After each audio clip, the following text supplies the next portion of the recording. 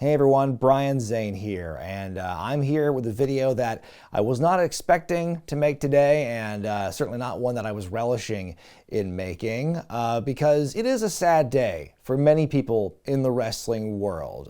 For others, it is a happy day, and for others, it's just a day. But it's certainly a conflicting day, thinking about a man with a very conflicting legacy, a legend, an icon in professional wrestling. Hulk Hogan, Terry Bollea, passed away at the age of 71. Now, contrary to what some of you might think, I am not here in this video to celebrate a man's death. I would never do that. That is not what this is about. I do think it's important in this video. I want to talk about the good things about his career and his life, and I want to talk about some of the less favorable things as well. I think that it is important for as important a figure in wrestling as this, that you kind of look at the situation, warts and all. So no, I'm not going to celebrate the guy. I'm not going to bury him, but I'm not going to whitewash him either. And believe me, there are plenty of other people in the space who are going to be a lot more cruel about this than me. There's so many interesting coincidences and ironies with this passing as well. I mean, just a couple days before this, Ozzy Osbourne passed, so that means we had two WWE Hall of Famers passing away in the same week. That's got to be a record.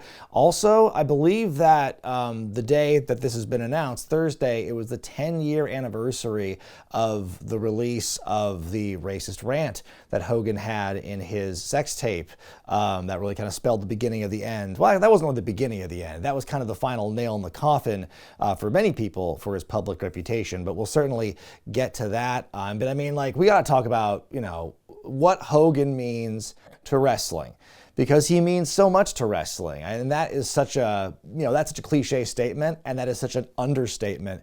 But I mean, there's so many different ways you could describe it, and his impact on wrestling, and you run the risk of being cliche. I don't think that it's hyperbole to say that he is one of the most important figures in wrestling in the last 50 years worldwide. Certainly, I would place him top 1 or 2 in America in the last 50 years, but I mean, he helped usher in this family-friendly, kid-friendly, easy-to-digest version of professional wrestling through the WWF. He, was many people's first vision of what a pro wrestler was for people of a certain generation.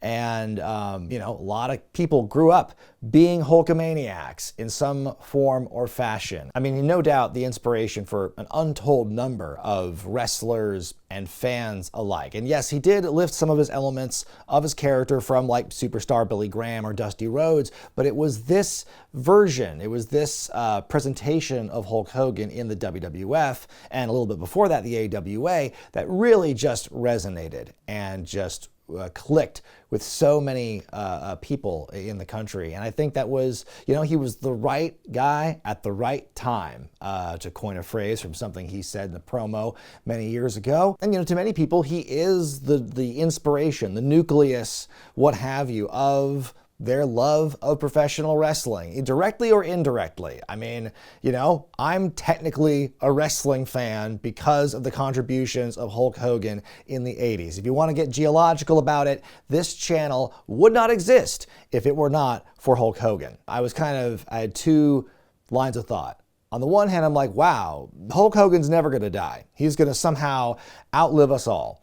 But being a realist, I thought, well, what's it going to be like when he dies after everything that has happened in his life? And now that it's happened, it's been a tough time. It's been difficult for me, and I'm sure others, to process it as well. It's a weird feeling because I've said before, as recently as the month of May when I was doing some Hulkamania coverage, I was a late stage Hulkamaniac. I didn't get into him as a fan, didn't really get him until like 2002, when they had the big nostalgic run and his comeback in WWE.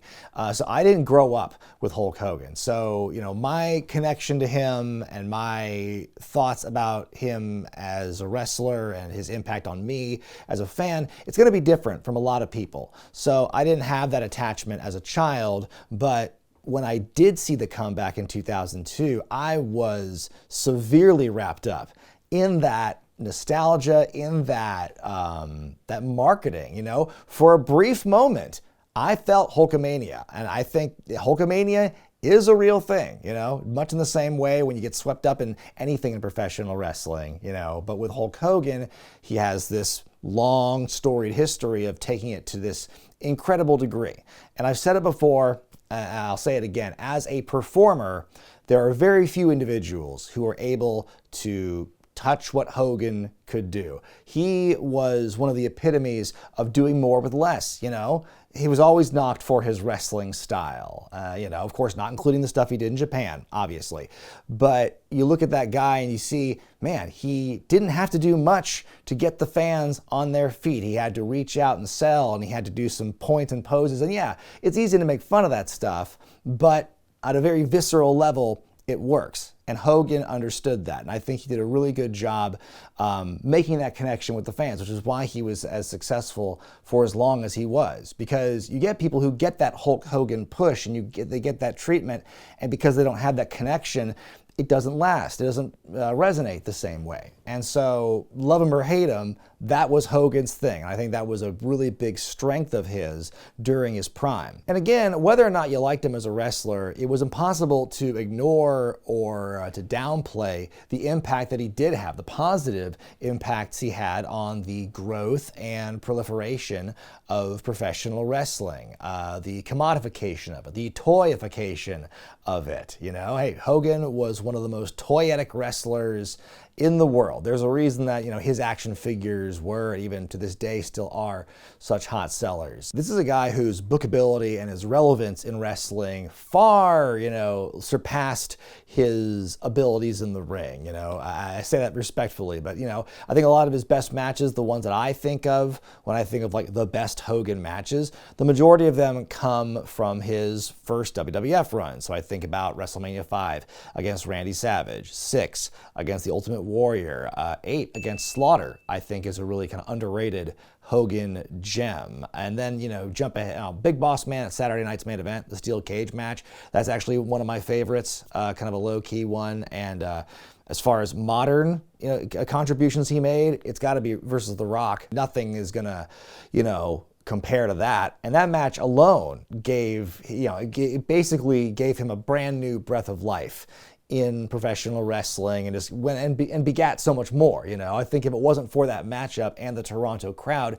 reacting the way they did, you know, the story of Hulk Hogan in the 2000s would probably be very different right now. I mean, for as much good as Hogan did for the business, and how his existence and his push in the WWF and how Hulkamania really helped grow wrestling as this entertainment concept in America, you look and you see what Hulk Hogan in the later years did. He becomes this self-admitted racist. He is a serial liar who was constantly spouting out things about his life and his career and other people's lives and careers that could be easily disproven. He was a notorious politician in the world of wrestling, with a reputation for holding a lot of wrestlers down, to the point where WCW actually put him in a storyline that reflected that perception. It was a reputation that was so persistent with Hogan, it lives on today in some people's criticisms of men and women wrestlers who win too much. Now, Hulk Hogan, far from the only politician in wrestling. He did not invent the concept of, that doesn't work for me, brother. But again, much like how Dusty Rhodes got a lot of flack for putting himself in the main event of every Jim Crockett Promotions event, so too did Hogan for navigating himself to become the main character of the WWF and WCW for so long. And it's not only the politics. Again, so many wrestlers have gotten away with it, but it's the lies that I think a lot of people had issues with. And it wasn't just the tall tales about Andre the Giant or the attendance at the Silver Dome. It started to infect everything he talked about, even wrestlers and storylines he had nothing to do with. And some of the lies he would talk about in his books, for example, things that could be easily refuted and things that for one reason or another would just keep doubling down on. And the more he would lie about his career, about wrestling, about his personal life, I think it became a lot harder for some fans to trust him and take him seriously. And the more and more he did that, the more he leaned into it, and it just became kind of a vicious cycle. And this is is something I was going to get to when I eventually cover season 4 of Hogan Knows Best, but I think the worst thing that Hogan did for himself was sign on to that reality show. Truly, because even though in the short term it gave he and his family this great amount of mainstream popularity and exposure that he hadn't had in so many years, but with that came a lot more scrutiny over their activities and their public lives, obviously. Going into the car crash with Nick, leading into the divorce between Hulk and Linda, which, that had some cheating allegations toward Hogan during that as well. And then, of course, there was the sex tape leak, which then had the racist rant in it. That, more than anything, could have been the last straw for a lot of Hogan fans. And yes, he was recorded unbeknownst to him, and that really sucked. But he did say what he said. And I think almost more than that, what pissed people off was the so-called apology, where he went and talked to the locker room, and basically what he said was, hey, you got to watch what you say, brother, because cameras are everywhere, and didn't take any accountability.